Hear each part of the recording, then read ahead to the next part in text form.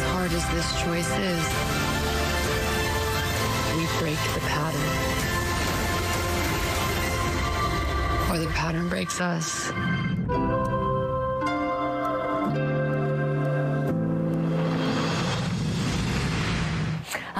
It ends with us, released back in 2024, but most of the conversation connected to the film is tied to the public spat between co-stars Blake Lively and Justin Baldoni. A judge is set to hear oral arguments in the civil case this morning. Cameras are not allowed in federal court, but most of the action has been in the court of public opinion, including newly revealed text messages from Lively's superstar friend Taylor Swift that include this spicy interaction between Swift and Lively back in December of 2024 after Justin Baldoni had spoken with People magazine. Swift wrote to Lively, quote, "I think this bee knows something is coming because he's gotten out his tiny violin." Could Taylor Swift's text messages tip the scales in this case in any way?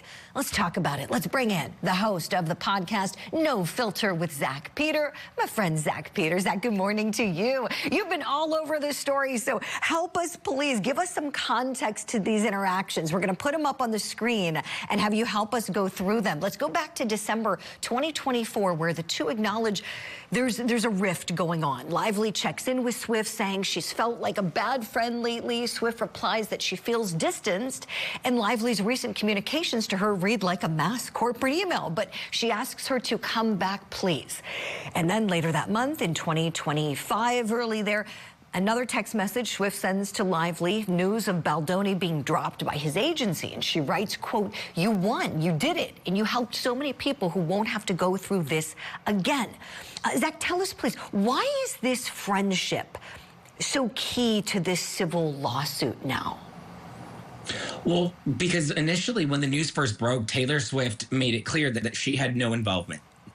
She wanted no part of this scandal. I mean, well, the second it became a scandal, right? When it was just the New York Times article, people were still very much, believing Blake Lively's allegations and really sympathizing with her, right? Because she was saying that she had such a terrible experience on this set. And then the second Baldoni started releasing his side of the story, that's when Taylor Swift immediately ran for the hills and was like, I had no part of any of this. I barely met Baldoni one time. And now we're starting to see these communications between Taylor Swift and Blake Lively. And it's starting to look like Taylor Swift had a lot more involvement, at least with, some of the behind the scenes mechanics with helping Blake Lively as she was trying to take more control over this film. This is such a great insight from you, Zach, as per usual.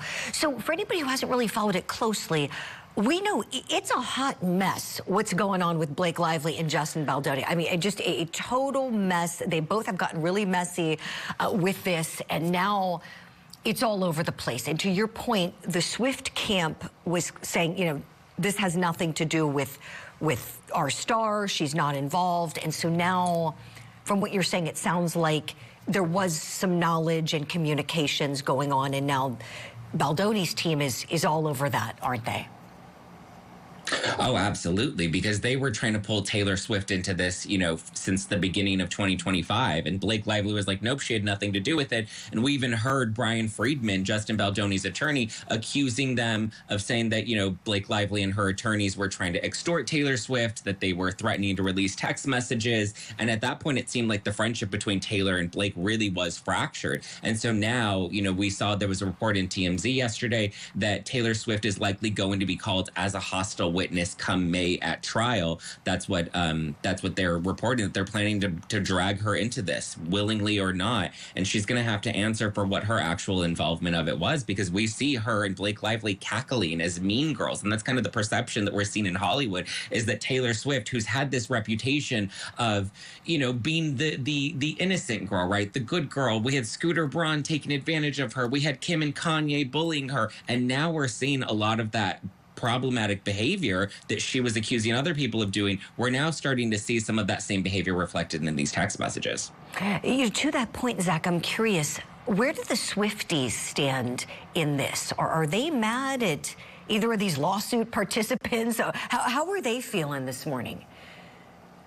You know, I was actually surprised. I thought, I mean, there's the fraction of Swifties that are just diehard for Taylor, and she can never do any wrong, right? And that's why she's so successful. She has that loyal fandom. But I've been surprised at how much feedback I've gotten, even in my own comments, or people responding to my podcast that are like, "Listen, I'm a Taylor Swift fan. I'm a Swiftie diehard, but I'm also Team Baldoni." So a lot of them are even not condoning some of this behavior because it does look like it's mean girl energy in Hollywood. And I think there's just this overwhelming sentiment that we're tired of Hollywood bullies that are taking advantage of, the smaller guy, the David and Goliath case that we're seeing play out here with Justin Baldoni. And we're now seeing, Matt Damon was involved. Blake Lively was reaching out to Ben Affleck and Jennifer Lopez. We saw Gigi Hadid and Bradley Cooper were, helping with the early stages of the film before it was released. We saw Hugh Jackman supporting them. So it seems like they had a really strong crew of powerful people like Taylor Swift that were in their court as this whole, behind the scenes drama was unfolding. Right. Excellent insight, Zach. You've done such a great job putting out so many of your videos covering this. I always enjoy watching your show. And for anybody who wants to see more, I encourage them to follow you right now. I want to bring in attorney John Phillips to answer a question you raised, Zach, about, look at John. Oh. You're so much fun. Oh, my goodness. Zach pointed out about the idea that this defense team, Justin Baldoni's team, could potentially call Taylor Swift as a hostile witness. And so I want to pick your brain. What's that going to look like if that happens? It's me. Hi, I'm the lawyer. It's me. You knew I had to do it. I had to do it. He's here the whole show. Friends at home. Whole show. I don't see how it gets relevant. Like, there's certainly some active involvement in script review, but this just seems like tabloid stuff, right? Who's the bad guy? Taylor. I have 3 boys, so I had to kind of prepare for this. But like, Taylor has a lyric about, in this town, you're the only real one. That's what the court has to figure out. Which one's the real one? Because both of them, even to Taylor's point, have kind of put this on their shoulders way too much, and kind of brought in their friends when Taylor really didn't have a role in this. Going into law professor mode really quickly. If the defense calls Taylor witness as a hostile witness, which they can do if it can be established that, she's Team Lively and biased, toward her best friend, they can treat it like a cross-examination when she gets up there. So it's not going to be pretty. It's going to be all leading questions, very, very uncomfortable. John, anything Taylor Swift can do to try to stop this from happening? Oh, I'd file every motion in the world, because her testimony actually has to be relevant. It has to present, some level of offering to the cause of action, to the elements. And I'd say she's just shooting the crap with her friends. So, I mean, you can file motions to strike. You can fight subpoenas. She's welcome to call. We're happy to do it. 1-800-LITIGATE. But, I don't see where I get why they're bringing her in. I just don't see the legal why. Okay. Zach, let me ask you the same question. Do you see why they're bringing her in? What value do you think she would bring to the defense?